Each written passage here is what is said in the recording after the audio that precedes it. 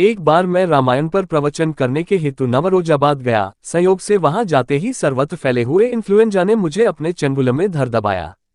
मैं अशक्त हो गया। सर्वत्र निराशा दिखने लगी। वहां किसी से मैं परिचित भी नहीं था, अकेला ही था, इसी से विशेष घबरा गया।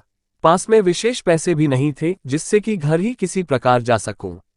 बहुत बड़े चक्कर में पड़ गया। उसी समय वर्षा भी होने लगी। ऐसी विपत्ति में कोई बात पूछने वाला भी नहीं दिखाई पड़ रहा था। 3 बज रहे थे। बुखार जोरों से चढ़ा था। मैं जिस मंदिर में रुका था वह भी वर्षा के आघात को सहन करने में असमर्थ था। ऐसी स्थिति में मैं श्री रामायण की चौपाइयां धीरे धीरे पढ़ने लगा। उसी समय एक बुढ़िया माई मेरे पास आई और बिना कुछ कहे सुने ही उसने मेरा सारा सामान उठा लिया और बोली, बाबा चलो।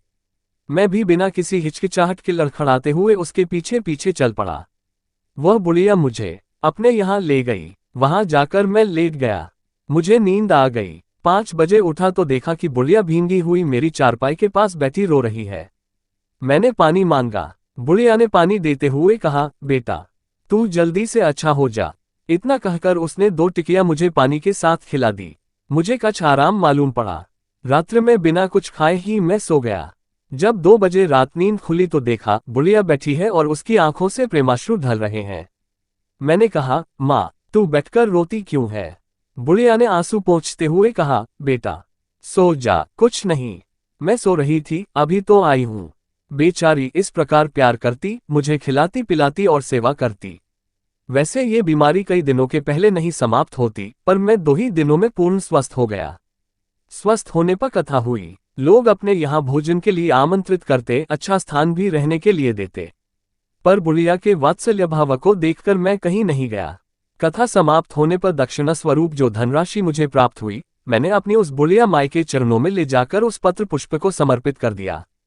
आग्रह करने पर बुढ़िया माई ने कहा, बेटा मेरा ऐसा भाग्य कहाँ जो मैं किसी की बहुत सेवा कर सकूं। मैं अपने को धन्य समझती हूँ कि तूने मेरी सेवा स्वीकार की। बेटा मेरी दक्षिणा तो यही होगी कि तू सर्वदा इस अभागिन माँ की सेवा स्वीकार करता रह।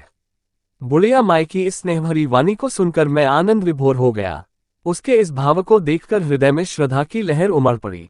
आज भी जब मैं इस सेवा मूर्ति का पवित्र स्मरण करता हूँ तो नेत्रों में प्रेमाश्रु छलछला आते हैं।